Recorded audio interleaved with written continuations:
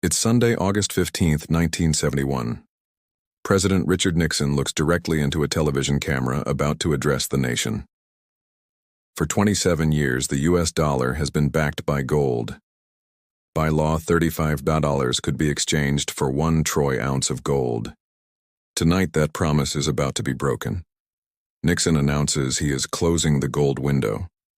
He calls it a temporary measure to defend the dollar against speculators. It was not temporary. It was the precise moment the world's financial system changed forever. And it may have started a countdown clock. A clock that 3 other global empires have already run out of. To understand what is happening to your money right now, we have to go back. Every great empire follows a predictable cycle. First, they rise through production savings and military strength. They establish a dominant currency. Think of the Spanish real de ocho or the British pound sterling. This currency becomes the world's reserve. Everyone trusts it. Everyone saves in it. But then the empire peaks. It gets comfortable. It spends more than it earns. It funds expensive wars in faraway lands. It builds vast social programs at home. The math stops working. The debt payments grow larger than the tax revenues. The empire faces a choice: default on the debt and collapse, or print the money to pay the bills. They always choose to print. This is the debasement phase, and there is one asset that exposes this secret. Gold. Gold is just a metal. It can't be printed by a government. It has 5,000 years of history as a store of value. When a currency's value is being secretly destroyed, the price of gold in that currency begins to rise. It's the financial system's fire alarm, and the historical data shows a terrifying pattern. Right before an empire loses its reserve status, the price of gold in its currency doesn't just rise, it doubles. Let's look at the receipts.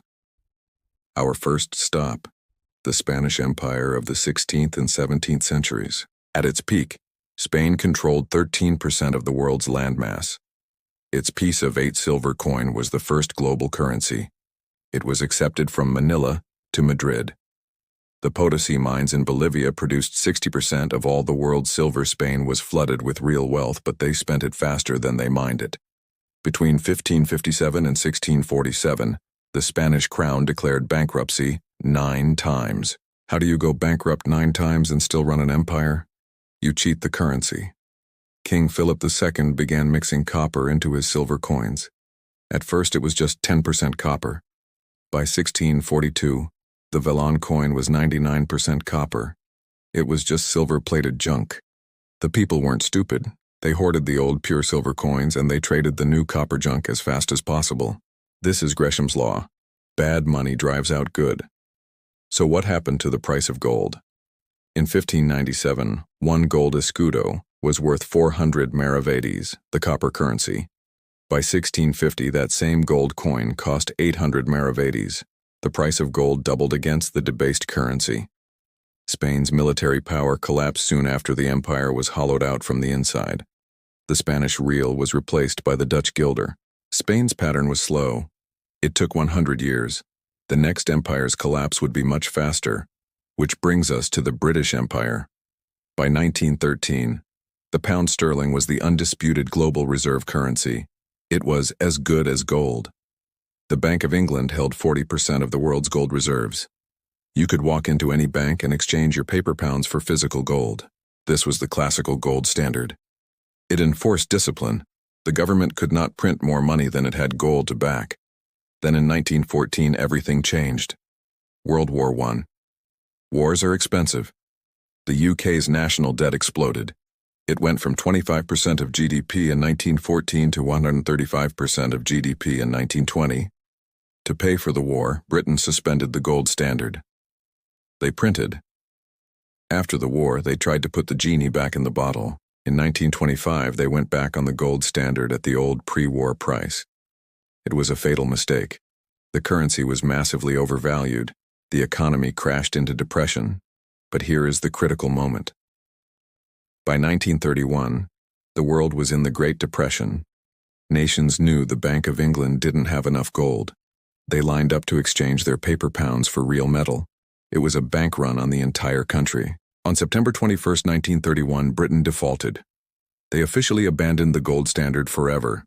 So what happened to the price of gold? On September 20th, Gold was fixed at $424 per troy ounce. By December 1931, gold was $600 per ounce. By 1934, it was $700 per ounce. The price of gold in pounds nearly doubled in 3 years. It was the signal. The pound sterling's 100-year reign as world reserve currency was over. The Suez Crisis in 1956 just confirmed the death. A new power was ready to take the throne. While Europe was in ruins, a new system was being born. In 1944, 730 delegates from 44 allied nations met in Bretton Woods, New Hampshire. They needed a new stable system for global trade. The U.S. delegation had an irresistible offer. At the time, the U.S. held 75% of all the world's monetary gold. The U.S. was the only major economy not destroyed by the war. So the Bretton Woods system was simple. All other global currencies would be pegged to the U.S. dollar, and the U.S. dollar would be pegged to gold at $35 per troy ounce. The dollar was now the undisputed global reserve currency. It was like the pound before it, as good as gold. For a while it worked, but the imperial cycle always repeats. The empire gets overconfident. It spends more than it earns. In the 1960s, the U.S. lit its checkbook on fire. It launched 2 massive spending programs at the exact same time: the Vietnam War and President Lyndon Johnson's Great Society domestic programs. The U.S. federal deficit ballooned. To pay for it all, the U.S. printed dollars.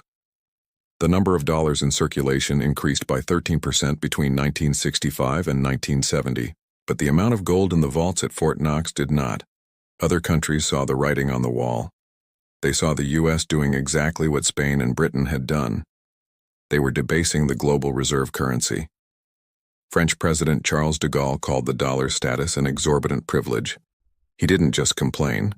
He started sending French warships to New York, not to attack, but to pick up France's gold. They were trading their paper dollars for real gold at the $35 price. And they weren't the only ones. U.S. gold reserves plummeted from over 2,000 tons in 1957 to just 9,000 tons by 1971. The U.S. was bleeding gold. It was the 1931 British bank run happening all over again, which brings us back to that Sunday night, August 15, 1971. Nixon faced the same choice as King Philip II and the Bank of England: default or devalue. If he did nothing, the U.S. would run out of gold in months, so he defaulted. He temporarily severed the dollar's link to gold. This was the moment the U.S. dollar became a pure fiat currency, backed by nothing but the full faith and credit of the United States. And what happened to the price of gold? The thesis demands an answer. On August 15, 1971, the official price was $35. By 1974, gold hit $195. By 1980, it peaked at $850. The price didn't just double. It multiplied by 24 times in less than 10 years. It was the signal. The U.S. had officially entered the debasement phase of its empire. But wait. You're probably thinking, that was 50 years ago. The U.S. is still the world's largest economy. The dollar is still the world's reserve currency. Didn't the pattern break? No. The U.S. found a brilliant way to extend the cycle. It's called the petrodollar system. In 1973, the U.S. made a deal with Saudi Arabia. Saudi Arabia would only sell its oil in U.S. dollars. In exchange, the U.S. provided military protection. The rest of OPEC followed. This move created a new massive artificial demand for dollars. Every country that needed to buy oil now needed to hold U.S. dollars. The dollar wasn't backed by gold anymore, it was backed by oil. This single move bought the U.S. empire another 50 years. But now that system is breaking down. The 50-year extension cord is being unplugged. Look at the numbers. In 1971, the U.S. national debt was $400 billion. Today, it is $346 trillion. That is an 8,500% increase. In 2023 alone, the U.S. government spent $17 trillion more than it collected. The interest payment on the debt is now over $1 trillion per year. That is more than the entire U.S. defense budget. This is the exact same mathematical spiral that bankrupted Spain and Britain. It's the spending more than you earn phase on hyperdrive. And other countries are noticing. The BRICS nations, Brazil, Russia, India, China, South Africa, are actively looking for a dollar alternative. In 2022, Russia began demanding rubles or gold for its energy. China is now paying for Saudi oil in its own currency. The yuan, the petrodollar deal is unwinding. And look at what central banks are doing. In 2022 and 2023, central banks bought gold at the fastest pace in recorded history. They bought over 1,000 tons per year. They are quietly but very quickly exchanging their US dollars for gold, just like France did in the 1960s. So what does our pattern predict? Spain. Currency debased gold. Price doubled. Empire collapsed. Britain. Currency devalued, gold price doubled, empire collapsed. America. Currency devalued in 1971, gold price went up 24x, but that was the first default. We are now at the end of the second phase. The debt has become mathematically unpayable. The only choice left is to print. The U.S. Federal Reserve printed $4 trillion in 18 months during 2021. So let's check the price of gold. In August 2018, gold was $1,200 per troy ounce. In March 2024, it crossed $2,200. In May 2024, it hit $2,400. The price of gold doubled in US dollars. It doubled in the last 6 years. History isn't just rhyming, it is following the exact same script. The signal that preceded the end of the Spanish Empire and the end of the British Empire is flashing bright red for the us right now. The question is no longer if, the question is, what happens next? When the global reserve currency changes, it is never peaceful. It means massive inflation, geopolitical instability, and a violent reordering of global power. So which do you think it will be? Will the US dollar be replaced by a new currency like a BRICS commodity-backed token? Or will the system collapse back to the only money that has survived 5,000 years? Gold itself. Drop your prediction in the comments below and subscribe.